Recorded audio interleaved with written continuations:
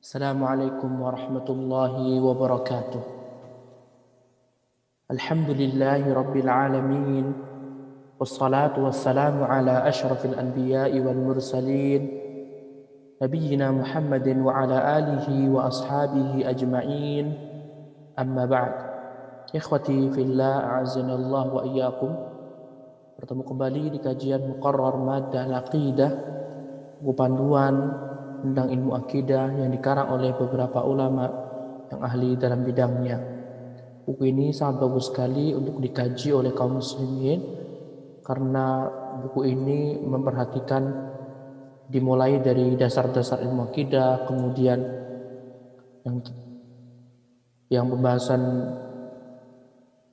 agak susah, kemudian susah, dan seterusnya. Nah, atau juga buku ini memulai dari hal-hal yang terpenting, fondasi dasar tentang ilmu akidah, kemudian hal-hal yang berkaitan setelahnya. Khadifillah azanallahu wa iyyakum.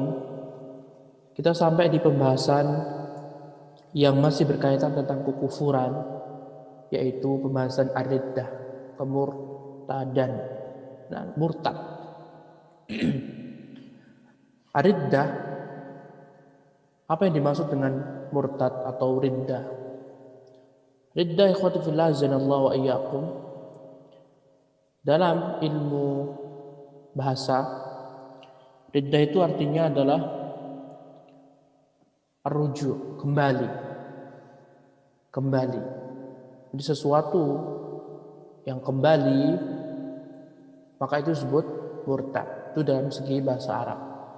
Karena itu Allah Subhanahu wa taala berfirman, fartadda ala atharihim wa qasasa. Maka keduanya, yaitu Nabi Musa dan Yusha bin Nun, menelusuri kembali jalan yang telah mereka lalui.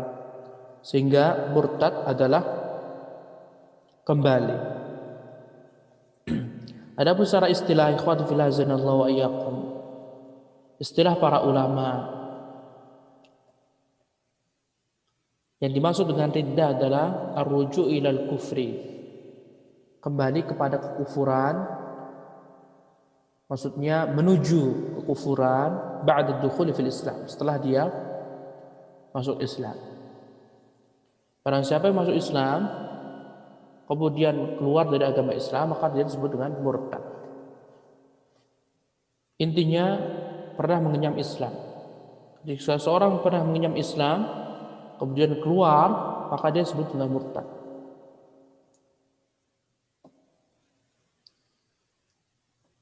Orang yang mu'allaf masuk Islam kemudian murtad, kemudian Islam lagi, murtad lagi, maka disebut murtad. Atau orang yang dari kecilnya Islam terus melakukan perbuatan, maka dia disebut juga murtad juga. Intinya murtad adalah kembali kepada kekufuran setelah masuk Islam. Setelah masuk Islam. Dan murtad dalam agama Islam dilarang. Murtad merupakan keharaman. Barang siapa melakukan murtad dan mati dalam keadaan murtad, maka Allah Subhanahu wa taala akan hilangkan semua amalannya. Dan Allah akan tetapkan orang tersebut masuk ke dalam api neraka. Dan mereka termasuk orang yang dikekalkan oleh Allah Subhanahu wa taala dalam api neraka. Allah Subhanahu wa taala berfirman dalam surah Al-Baqarah ayat 217, "Wa may yartadid minkum 'an dinih", barang siapa yang murtad di antara kalian dari agamanya, kembali kepada kekufuran setelah dia masuk Islam, fayamut, kemudian orang tadi meninggal dunia, wa huwa kafir, dan dia dalam keadaan kafir, kufur. Menunjukkan murtad itu ya kekufuran itu. Bedanya murtad sama kekufuran, kalau murtad dia pernah mengenyam indahnya Islam. Kalau kufur itu lebih umum. Baik orang yang terlahir dari agama non-Islam atau pernah Islam kemudian keluar dari agama Islam disebut murtad. Murtad merupakan kekufuran.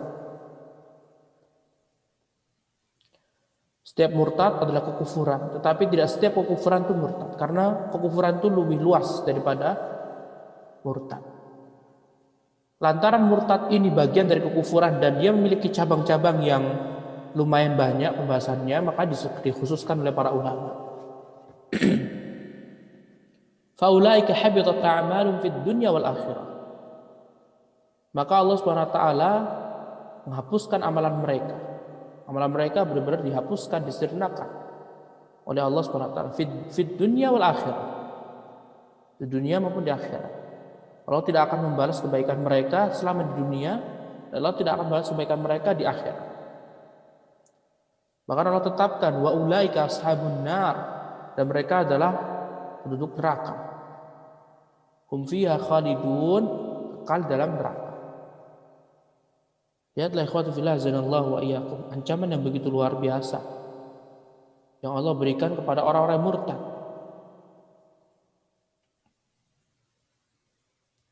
Maka ini sangat bahaya sekali. Orang setelah mengetahui indahnya Islam, bermuamalah seorang muslim dengan muslim yang lainnya, kok bisa dia keluar dari agama Islam? Makanya ancamannya juga keras sekali. Keras ancamannya. Allah Subhanahu wa taala masukkan dia ke dalam neraka, kekal bahkan. Nah, kemudian ikhwatu fillah azanallahu wa iyyakum.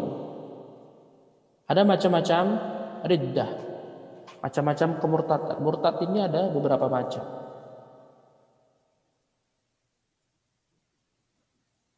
Ada murtad disebabkan perkataannya, ada murtad disebabkan perbuatannya, ada murtad disebabkan keyakinannya, ada murtad lantaran dia apa? Ragu.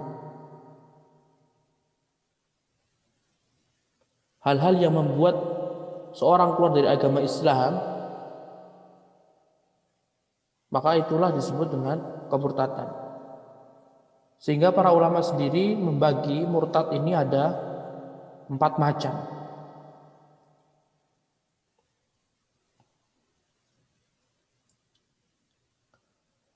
Dan murtad ini sebenarnya banyak sekali ya. Contoh-contohnya banyak sekali.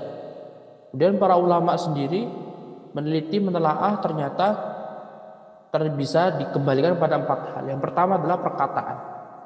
Murtad lantaran perkataan dia. Seperti orang muslim, dulunya muslim, kemudian dia mencela Allah, mencela Rasulnya, mencela malaikat, mencela para Rasul, berdoa kepada selain Allah, beristighatsah kepada selain Allah, minta pertolongan kepada selain Allah, yang mana amalan tersebut tidak ada yang sanggup mengabulkannya kecuali Allah. Maka jelas ini kekufuran. Atau seorang mengatakan saya tahu perkara gaib, saya tahu kapan terjadinya ini dan itu. Ini merupakan kemurtadan. Atau orang mengaku-ngaku saya nabi, saya utusan Allah, saya rasul, Allah Subhanahu wa taala tadi malam datang kepadaku. Maka ini kemurtadan. Atau ada orang awam yang membenarkan bahwasanya si fulan yang ngaku-ngaku itu benar, murtad ini. Sehingga yang murtad tidak hanya yang ngaku Rasul saja, tapi orang-orang yang membenarkannya dia ikut keluar dari agama Islam. Atau minta pertolongan, perlindungan kepada selain Allah Subhanahu wa taala. Yang mana tidak ada yang mampu kecuali Allah, seperti meminta perlindungan agar dijauhkan virus corona. Yang bisa hanya Allah Subhanahu wa taala. Gak boleh kita meminta orang sudah meninggal dunia agar kita dijauhkan dari virus corona, tidak boleh. Nah, contoh kedua, macam kedua adalah iddatun bil fi'li, murtad lantaran sebab perbuatan. Seorang yang beriman, dia bersujud kepada selain Allah, menyembelih sembelihan kepada selain Allah, menghinakan Al-Quran dengan secara sengaja, mempelajari sihir, mengamalkan sihir, mengajarkan sihir, berhukum dengan hukum selain Allah, dengan keyakinan akan kebolehan hukum selain Allah, atau bahkan meyakini bahwasanya hukum Allah ini nggak ada apa-apanya dibanding hukum manusia. Hukum Allah lebih rendah daripada hukum manusia. Murtad dia. Murtad perbuatan. Maka alangkah banyaknya kalau kita perhatikan saat ini, kebanyakan orang-orang awam dari kalangan kaum muslimin, mereka menyembah patung, menyembah pohon, menyembah batu, menyembah kuburan.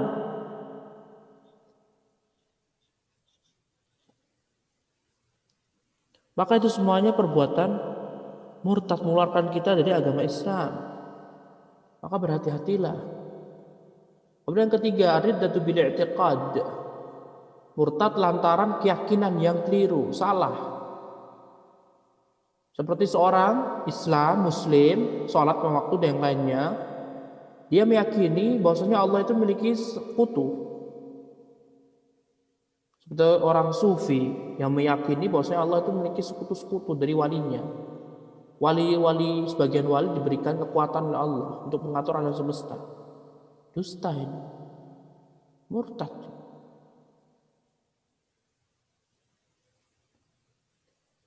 Atau meyakini kebolehan sesuatu dari hal-hal yang sudah diharamkan. Sudah jelas Allah SWT mengharamkan judi di Al-Quran. Allah mengharamkan khamar. Tapi dia membolehkan, meyakini kebolehannya, boleh. Allah mengharamkan zina, dia membolehkan pezinaan, murtad dia. Atau mengharamkan sesuatu yang Allah bolehkan di Al-Quran atau di Sunnah. Allah membolehkan makan daging sapi boleh. Kemudian dia mengharamkan daging sapi lantaran tidak ada sebab tertentu yang dibolehkan. Akhirnya dia mengharamkan, saya nggak akan makan daging sapi. Sudah murtad.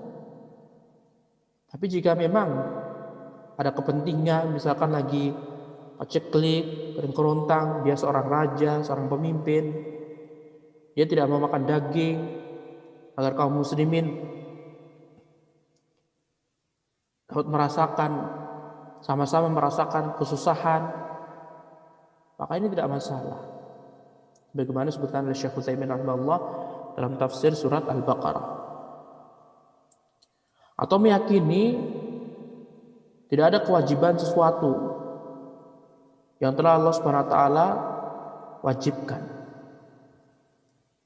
Allah wajibkan salat lima waktu. Kemudian ada orang meyakini salat lima waktu nggak wajib. Allah wajibkan puasa Ramadan. Kemudian ada yang meyakini puasa Ramadan tidak wajib. Jelas ini kemurtadan. Ini bahaya.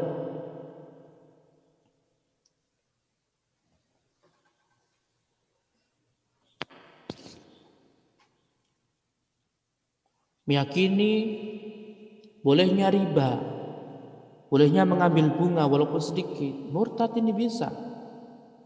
Karena Allah SWT sudah jelas-jelas mengharamkan riba haram. Maka ini tiba-tiba ada orang menghalalkan riba.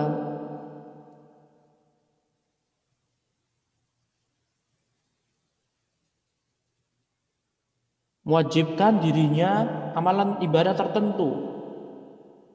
Padahal Allah tidak mewajibkannya. Haram, gak boleh. Bisa terjatuh ke dalam kemurtadan. Murtad, hati-hati.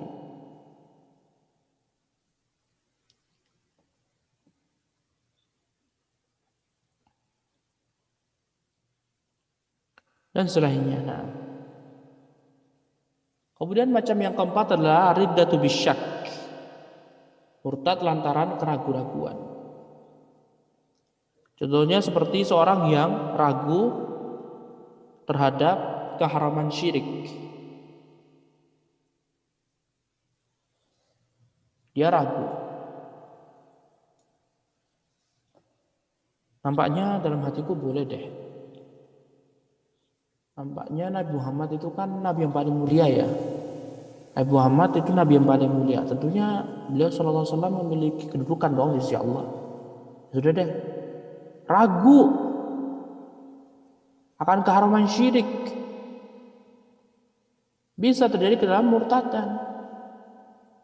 ragu terhadap sesuatu yang telah Allah wajibkan, seperti puasa Ramadan, salat waktu. Dia ragu akan kewajibannya, dapat keluar dari agama Islam. Seorang yang sudah mengucapkan la ilaha illallah harus mengilmui, yakin bahwa semua itu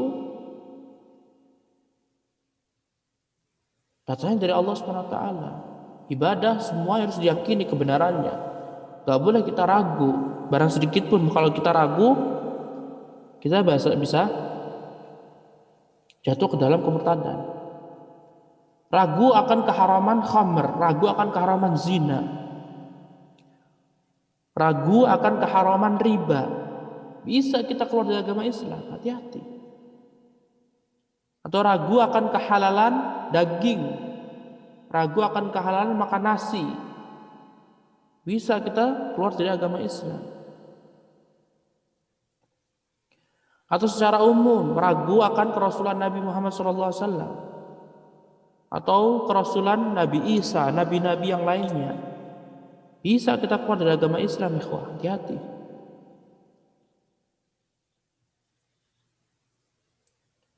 Atau ragu akan kebenaran Islam,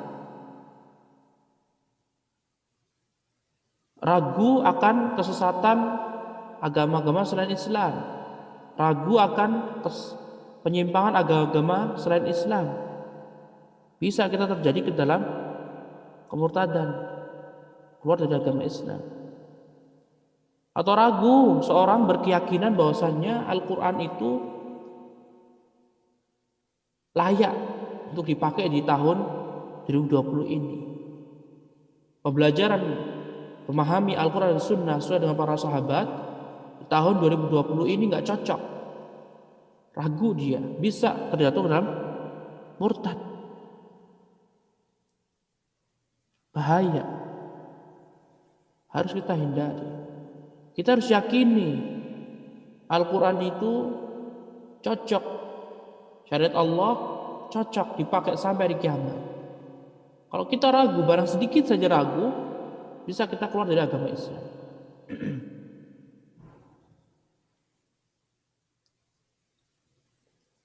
Dan ikhwati fillah azanallahu wa iyyakum, kalau seorang sudah divonis murtad,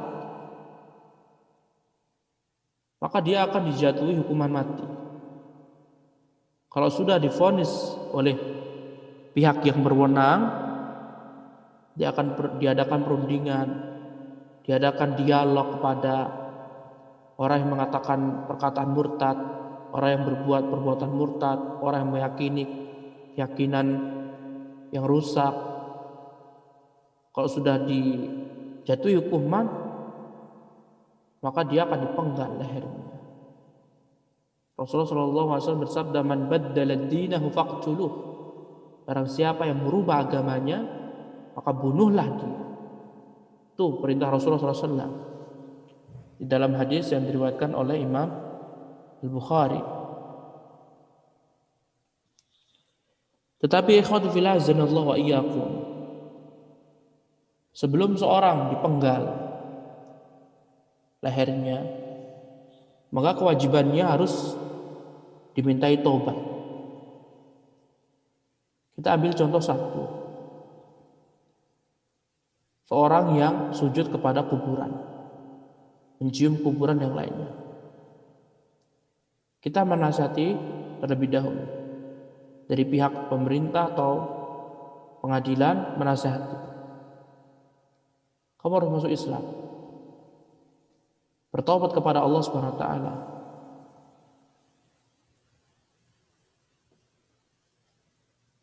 Kalau seandainya orang tadi benar-benar terpenuhi syaratnya dan hilangnya penghalang-penghalang, nanti akan kita sebutkan insya Allah pada waktunya.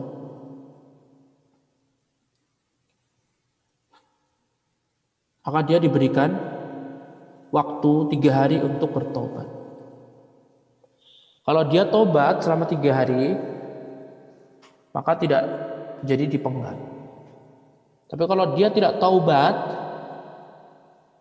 maka dia dibunuh.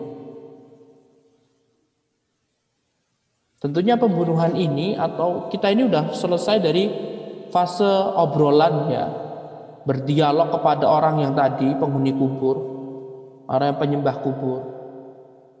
Jadi langkah awalnya ikhwan fillah azanallahu wa iyyakum, ketika diketahui ada fulan dia menyembah kuburan dan tentunya ini perbuatan yang murtad, mengeluarkan dari agama Islam, maka dari pihak pengadilan akan memanggil sini, diajak dialog, ada syubhat atau tidak. Kalau dia meyakini kebolehan menyembah kuburan, terpenuhi syarat-syaratnya, hilangnya mawani, dia bukan orang bodoh, dia orang berilmu dan lainnya, maka dijatuhi, divonis murtad dari pihak keadilan. Kemudian orang tadi harus dipenjara ibarat kata selama 3 hari. Dinasehati, kamu harus bertaubat kepada Allah, masuk Islam. Yakini bahwa saya menyembah kuburan tidak boleh. Nah, ketika dia bertobat, ya sudah, alhamdulillah, silakan. Hartanya tidak jadi untuk kaum muslimin, tapi dikembalikan. Tapi kalau seandainya orang tadi tidak mau bertaubat, masih tetap murtad, maka terpaksa hartanya untuk kaum muslimin dan dia harus dibunuh. Karena Rasulullah SAW bersabda, man baddala dinahu faqtuluh. Barang siapa yang merubah agamanya, maka bunuhlah dia. Dan selama masa karantina atau 3 hari tadi, hartanya dipegang oleh pemerintah, dan dia juga dipisahkan dengan istrinya.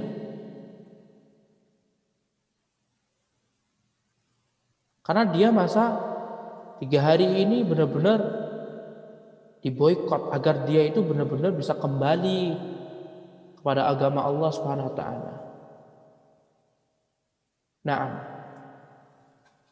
Dan ikhwati fillah azanallahu wa iyyakum, ketika orang tadi sudah dijatuhkan vonis murtad, keluar dari agama Islam,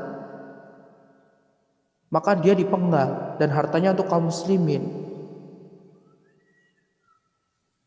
Sehingga anak cucunya atau istrinya tidak berhak mendapatkan warisannya.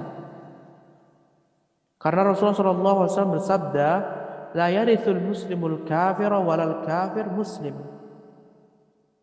Orang muslim tidak boleh mewarisi harta orang kafir juga tidak boleh mewarisi harta seorang muslim.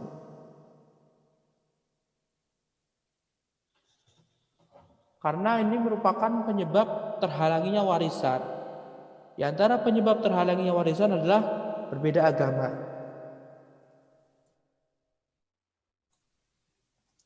Berbeda agama akan menghalangi seorang mendapatkan warisan dari kedua belah pihak. Kemudian ketika dia sudah meninggal dunia, dia dikuburkan tidak di perkuburan kaum muslimin. Dia tidak juga dimandikan seperti kaum muslimin dimandikan. Tidak disolatkan. Bahkan tidak perlu dikafani. Biarkan. Karena hal semuanya yang kita sebutkan, seperti dimandikan, dikafani, disolatkan, dimakamkan di perkuburan kaum muslimin, ini untuk khusus memuliakan orang yang meninggal dunia dalam keadaan muslim. Kalau orang yang meninggal dunia dalam keadaan tidak muslim, untuk apa dikafani, untuk apa dimandikan, untuk apa kita hormati setelah dia meninggal dunia? Ketika masa hidupnya saja meragukan Al-Quran, meragukan Rasulullah, meragukan syariat Islam, maka tidak perlu kita menghormati dia ketika dia sudah meninggal dunia. Dan harus divonis, diyakini bahwasanya orang tadi yang sudah dicap murtad, dia akan masuk dalam neraka dan kekal di dalamnya. Sebagaimana firman Allah Subhanahu wa taala, "Wa may yartadid minkum 'an dinih." Barang siapa yang murtad, kalian kembali pada kekufuran setelah masuk Islam, fa yamut wa huwa kafir, dan dia masuk kufur dan dia meninggal dunia dalam keadaan kafir, fa ulaika habitat a'malum fid dunya wal akhirah. Maka mereka kekal. Sebelumnya amalan mereka disirnakan, dihancurkan oleh Allah Subhanahu wa taala di dunia dan di akhirat. Allah tidak akan balas. Dan mereka masuk ke dalam neraka. Hum fiha khalidun, dan mereka kekal dalam neraka. Nah, qadfillah azanallahu wa iyyakum. Ini hukuman bagi orang yang keluar masuk Islam. Islam kemudian murtad lantaran seorang wanita atau lantaran ingin menjabat suatu jabatan. Atau muslim murtad, muslim murtad, semuanya sama.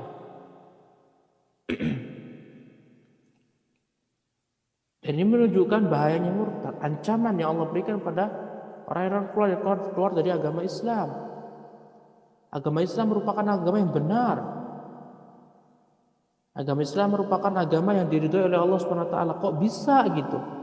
Orang tadi lantaran duniawi dia rela meninggalkan agama Islam. Waliyadzubillah. Ya ayyuhalladzina amanu taqullaha haqqa tuqatih wa la tamutunna illa wa antum muslimun.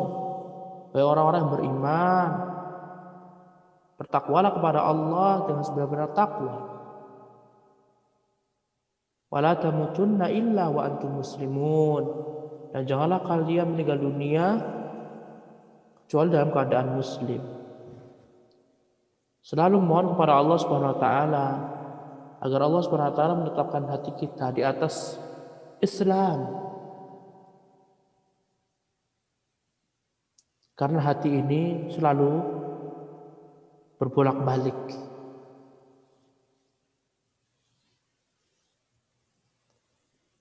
Kadang kita menginginkan sesuatu, kemudian hanya berapa menit saya berubah.